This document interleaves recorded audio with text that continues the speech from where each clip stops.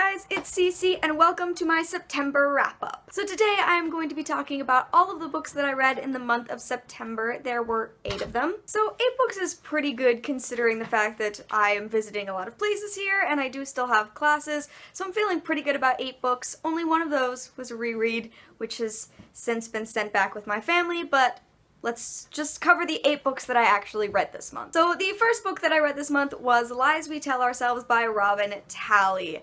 I have been so excited about reading this book, and to be honest, I didn't love it as much as I wanted to. So this book takes place in 1959 in Virginia at the beginning of integration, and it follows 2 girls, and these 2 girls are on very opposite sides of the issue of integration. One of them is Sarah, who is one of the first black students to attend school at Jefferson High, and the other is the daughter of one of the most vocal opponents of integration in the city newspaper. And once they are in school, they are forced to work on a school project together. So this book is Robin Talley's first book, and I have been really excited about reading Robin Talley's books because they include a ton of diversity and they all sound really interesting. And I did like this book enough to be really excited about her future 2 books that have been announced. However, for me, it was the end of this book more than anything that was sort of a letdown. The entire book, I just kept thinking, I don't know how this can be wrapped up in a way that is both believable and in a way that I will be happy when I leave it. And because of that, I was sort of disappointed in it. It just didn't have the emotional effect that I wanted it to have, despite the fact that for the rest of the book, I was kind of an emotional mess. There are lots of places marked in my Kindle where I've begun crying, but it was a really, really good book, and I think that the characters were really interesting, and I think that Robin Talley dealt with the issue of integration and the point of view of Sarah fairly well. It was really, really difficult to read, so I did really enjoy this book, and I ended up giving it like a 4.25 out of 5 stars, I think is what I decided on. The next book that I read in the month of September was Jane Eyre by Charlotte Bronte. I finally read Jane Eyre. And yeah, I'm not sure how I felt about Jane Eyre, to be completely honest with you. So Jane Eyre, also kind of a weird story to explain because so much of it at the very beginning takes place in her childhood to establish her character, but it does eventually take place with her being the governess in a house at Thornfield and her falling in love with Mr. Rochester, which I'm sure you know at least that much about the story of Jane Eyre. I knew nothing about the story of Jane Eyre going in. And to me, this book as a classic book came off as sort of odd. I don't know how else to explain how I felt about it. It just was very different from what I was expecting. I thought Mr. Rochester was a very weird and interesting character. I thought he did some stuff that I did not expect him to do, but there you go. My other main issue of this book is I don't know what the point of this book was, or like what it was trying to say, really. I did really like Jane, and from what I gather, the whole point is just Jane and her story and the fact that she really longs to be a part of a bigger world and she longs to do more, which was different for the time. And I did really enjoy that. However, I couldn't quite get into the tone of this book, and I didn't quite get it.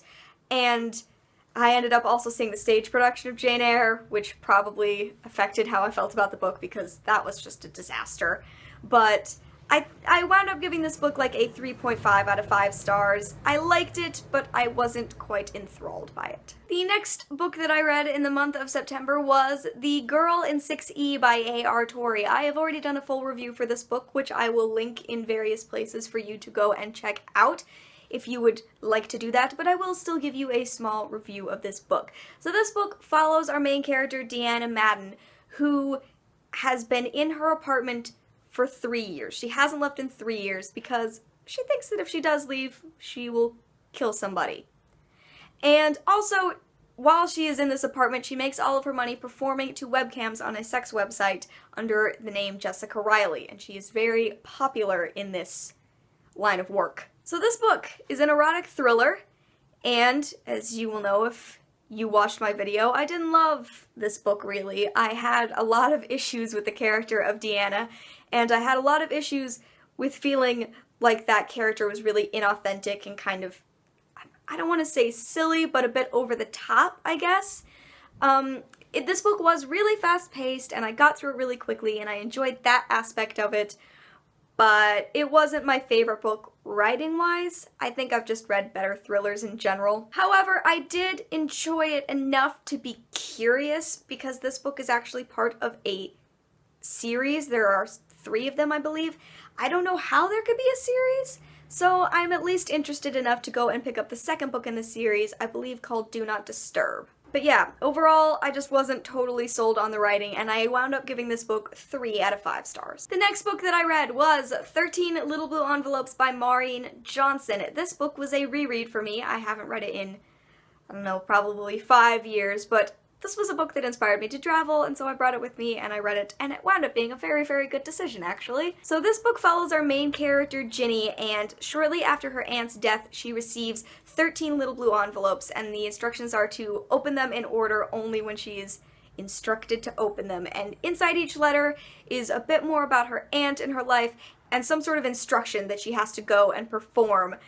And, for example, the first envelope has $1,000 and the instruction to fly to Europe. And because of these letters, she winds up going on a lot of different adventures and learning more about her aunt and herself and meeting a guy, and yeah. So this book, the first time I read it, I enjoyed it, but I wasn't over the moon about it. I liked it a lot, I just wasn't quite passionate about it. However, reading it the second time was so much fun, because half of the book took place in places that I have so far already been on this trip. My favorite part especially is a scene where Ginny goes to Edinburgh, and not only did she go to Edinburgh where I went, she took the same train from the same station at the same time to Edinburgh that I did, and her describing that journey to Edinburgh and seeing the place was amazing, because I just visited there like 2 weeks before, and it was so cool to see it on a page. Honestly, I really like Ginny as a character, and I really liked the adventure that she went on, and I had a lot of fun reading it while I am here. I wonder if it would have lived up to expectations if I had reread it and I hadn't traveled to a lot of the same places, but I'm not going to examine that too deeply because I really enjoyed rereading this book. So I upped the rating on this book that I had previously, and I gave it 4 out of 5 stars. The next book that I read was City of the Mind by Penelope Lively. I read this book for a class here. We are just learning about the history of London and London in general, and so this was one of the books that we had to read for that, and I actually really enjoyed this book. However, I have no idea how to really describe the plot to you.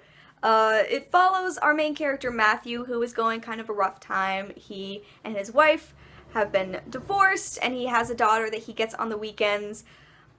But also this book is about London a lot, because whenever Matthew sees a place, he sees his own history reflected in a place, but he also sees the previous Londons, I guess. He sees the history of London laid out before him, so there are some flashbacks to earlier London times. It's a very odd book, but I did really enjoy it.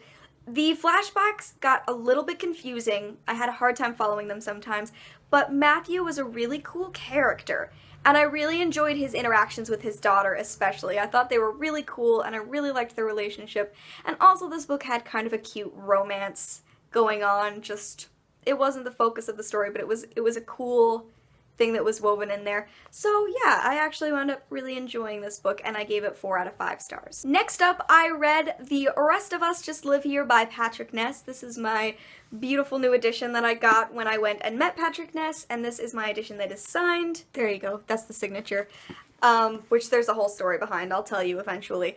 Anyway, I've been so excited about this book. I really love Patrick Ness. He wrote one of my favorite series, the Chaos Walking trilogy, and this book just sounded really interesting. So basically, this book was built on the concept that all of these young adult books follow the chosen one, and what about the people who aren't the chosen ones? The people who are just kind of in the background, and the lead character of this book, Mikey, is one of those people. So this book is really interesting. Mikey and his family are a very cool young adult family that I feel like I haven't seen before, because they're a dysfunctional family, but it doesn't just push the parents to the side and accept that they're a dysfunctional family. This book really explores the inner workings of Mikey and his sister and his parents all of whom have a lot of issues, and I really liked that aspect of this book. However, I had some issues with the tone, I guess. This was a very strange book. The way this book is set up is that every chapter begins chapter the first, and you get a little paragraph about what the indie kids or the chosen ones are up to,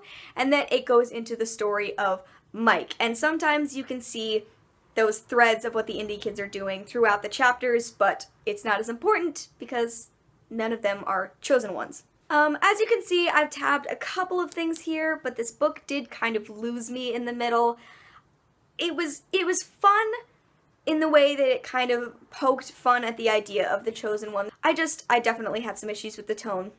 That was really my biggest issue. It felt sort of disorganized sometimes, and I was really confused kind of by the relationship between Mikey and his best friend Jared. I thought it was not explained well enough, I guess. It was a little confusing, but like I said, I did enjoy the family storyline, and I really liked what this book had to say about mental illness, because this book does definitely discuss it. Mikey suffers from a compulsive disorder. His sister is recovering from anorexia.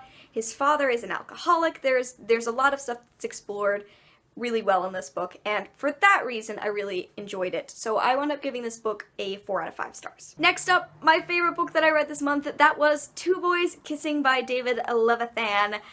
I was really worried about whether or not I would like this book. I've kind of enjoyed books by David Levithan in the past, and this just knocked me off my feet. So this book, kind of hard to describe plot-wise also, but it follows two boys who are going to break the world record for longest kiss, and they are going to kiss for 32 hours, which is huge. That's a lot of time. But it is also narrated, and the back of the book says this best, it is narrated by a Greek chorus of the generation of gay men who were lost to AIDS, which I kind of knew going into the book, but not really, so it was very weird to get used to that point of view. But they narrate the story of the two boys who were going to break the world record for longest kiss, and also a bunch of other boys, some of them in relationships, some of them being forced out of the closet, and it is such an emotional ride. I loved every character, I loved every story that was involved, I loved the ending, I cried a lot during this book. It is also a really quick book, so if you're looking for a quick read, this is definitely one to pick up.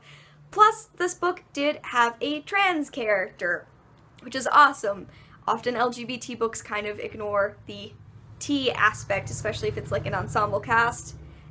It was really cool to have that character included as well. So I absolutely adored this book. I desperately want my own copy because I read this one on my Kindle. I gave this book 5 out of 5 stars. And finally, the last book that I read in September was A Study in Scarlet by Sir Arthur Conan Doyle. I read this book for my literature class, and I really liked it. I have never read Sherlock Holmes before. I read one short story when I was a kid, but that was it. So this is the first ever Sherlock Holmes book. This is the book that marks the meeting of Dr. Watson and Sherlock Holmes and begins their adventures together, and it was so much fun. I had so much fun reading this. I absolutely adored the BBC series Sherlock, so it was interesting to compare because that has really been my main experience of Sherlock.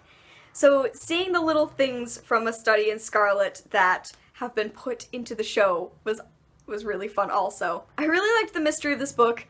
I will say that the second half definitely took me off guard. I did not know who the villain of this book was, and I will leave it at that for you to discover for yourselves because it was definitely weird, but I did really enjoy it. I loved the mystery and the solving of the mystery, and I had a lot of fun reading this book in general, and I wound up giving this book a 4.25 out of 5 stars. So there you go, guys. Those are all of the books that I read in September. I had kind of a weak start to the month, but I definitely think that I picked up on the ending, and I enjoyed a lot of the books near the end of the month, a lot more than I enjoyed them at the beginning of the month. So what were your favorite books that you read this month? Let me know in comments, and of course, thank you for watching. I will see you in another video very soon. Bye!